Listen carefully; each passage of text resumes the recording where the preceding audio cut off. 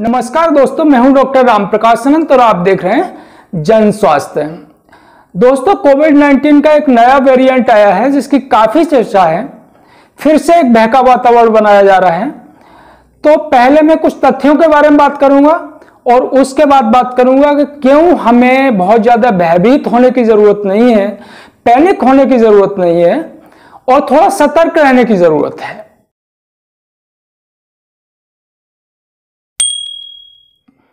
14 नवंबर को south Africa में कोविड-19 का एक नया वेरिएंट पता चला। 26 नवंबर को WHO ने इसका नाम ओमिक्रॉन रखा। तो ओमिक्रॉन अब तक 24 देशों में पाया जा चुका है। अमेरिका में कल इसका पहला केस मिला है। भारत में कर्नाटक में इसके 2 केसों की पुष्टि हुई है। अब अगर इसके लक्षणों की बात की जाए तो इसमें जो डिफरेंट सिम्टम्स मिले हैं वो ये हैं कि गले में खराश, सूखी खांसी और मरीजों को बहुत ज्यादा थकान महसूस होना, ये थोड़े अलग लक्षण मिले हैं। अब थोड़ी खुशी की बात कर लेते हैं। हालांकि पैंडेमिक के इस दौर में क्या खुशी की बात होगी, रोज रोज नए वेरिएंट मिल रहे हैं, इसमें क्या खुशी की बात हो सकती है। लेकिन साउथ अफ्रीका से जो रिपोर्ट्स आई हैं वो सुकून देने वाली है, थोड़ी खुशी महसूस कर सकते हैं हम उससे। तो साउथ अफ्रीका की जो मेडिकल एसोसिएशन है उसकी चेयरपर्सन है एंजेलिक कुर्टजी। तो उनका कहना यह है कि उन्होंने ओमिक्रॉन के जो केस देखे हैं उनमें अधिकांश 40 साल से कम उम्र के मेल हैं। लगभग 50% हैं वो इम्यूनाइज्ड थे और किसी का भी जो ऑक्सीजन सैचुरेशन है वो सिग्निफिकेंटली लो नहीं आया। किसी को भी हॉस्पिटलाइज नहीं कराना पड़ा, सारे मरीज ठीक हो गए। तो ये खुशी की बात है। अब थोड़ी सतर्कता की बात कर लेते हैं। तो देखिए, जब कोई नया वेरिएंट मिलता है तो 3 सिचुएशंस को देखने की जरूरत होती है। पहली कि जो नया वेरिएंट है वो पहले से ज्यादा ट्रांसमिसिबल तो नहीं है, यानी कि वो ज्यादा संक्रामक तो नहीं है, बहुत तेजी से तो नहीं फैलता है। दूसरी सिचुएशन है कि उसकी संक्रामकता तो ज्यादा नहीं है लेकिन उसमें मॉर्बिडिटी और मोर्टिलिटी ज्यादा है, यानी कि वो गंभीर बीमारी पैदा करता है, या फिर उसकी संक्रामकता भी ज्यादा है और बीमारी भी गंभीर पैदा करता है। ये 3 सिचुएशन हो सकती है।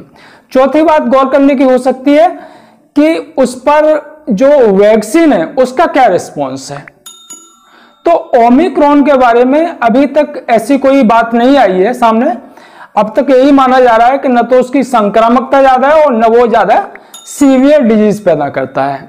लेकिन यहां सोचने की बात यह है कि जो केस हैं उनकी संख्या बहुत कम है। पूरी दुनिया में भी 400-500 के करीब ही केस आइडेंटिफाई हुए हैं। तो इतने कम केसों के आधार पर कुछ भी कहना अभी ठीक नहीं है। तो सतर्क रहने की तो जरूरत है ही। अभी वेट एंड वॉच की स्थिति है, तो सतर्क रहना है। याद कीजिए कि कोविड-19 की जो फर्स्ट वेव थी उसके बाद भारत में जो स्थिति हुई थी, चुनाव, रैली और उत्सव ये सब शुरू हो गया, लोगों ने मास्क उतार के फेंक दिए और उसके बाद सेकंड वेव आई जिसका खामियाजा भारत को बुरी तरह से चुकाना पड़ा। तो सतर्क रहने की तो जरूरत है लेकिन पैनिक होने की जरूरत नहीं है जब तक कोई एडवर्स रिपोर्ट नहीं आती है।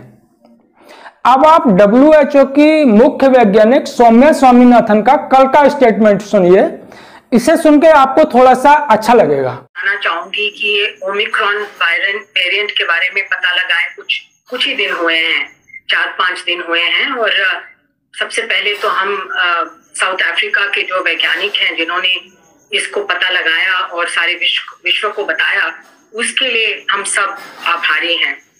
अब 4-5 दिनों में इस वेरिएंट के बारे में इतना कुछ जानकारी नहीं मिली है। अभी वैज्ञानिक काम कर रहे हैं क्योंकि इसके ऊपर ऐसे कई आंकड़े हैं जिसके बारे में हम और जानना चाहेंगे। क्योंकि वेरिएंट्स और ये वायरस का बदलना ये तो एक्सपेक्टेड है, नॉर्मल है। हमें मालूम है कि ये कोविड-19 जो SARS-CoV-2 वायरस है उसके कई अभी तक वेरिएंट हम लोग देख चुके हैं। तो इसमें ज्यादा कोई ना सरप्राइज की बात है, आश्चर्यता की बात है, ना ज्यादा डरने की बात है, क्योंकि हमें अभी सावधान रहना है परंतु पैनिक नहीं करना है। तो अभी हम ये पता लगाने में कुछ 10-15 दिन और लगेंगे। पहली बात तो ये है कि क्या डेल्टा से ज्यादा अच्छी तरह फैलता है, या क्या क्या ट्रांसमिसिबिलिटी में एफिशिएंसी ज्यादा है इसकी, क्योंकि हमें पता है कि डेल्टा वेरिएंट जो है, जिसने भारत में सेकेंड वेव में जिसकी वजह से इतना बड़ा सेकेंड वेव हुआ था और बाकी देशों में भी, वो अभी विश्व में 99% वायरसेस डेल्टा के हैं। तो अभी हमें ध्यान डेल्टा पर ही देना है। अभी पता नया वेरिएंट का भी पता लगा है। डॉक्टर साहब, दूसरी बात हम ये जानना चाहेंगे कि क्या जब ये बीमारी होती है, किसी को इन्फेक्शन होता है, क्या वो बाकी वेरिएंट से ज्यादा खतरनाक तो नहीं है? अभी तक नहीं लगता है कि ज्यादा खतरनाक है, पर अभी तो बिल्कुल शुरू में है। अभी तक कम से कम 200-300 केस ही उनके बारे में ही पता है, तो अभी और हमें वेट करना पड़ेगा। और तीसरा बहुत जरूरी प्रश्न ये होगा कि क्या ये वेरिएंट जो आजकल हम लोग टीका यूज कर रहे हैं, वैक्सीन यूज कर रहे हैं, कई तरह के वैक्सीन दुनिया में अभी उपयोग में हैं, क्या वो वैक्सीन इस वेरिएंट के सामने भी काम करती हैं कि नहीं? तो तीनों प्रश्न के ऊपर काफी काम जोर से चल रहा है। WHO इसको कोऑर्डिनेट कर रही है ग्लोबल लेवल पर, और जैसे जैसे हमें और इसके बारे में जानकारी मिलेगी वैसे वैसे हम लोगों को बताते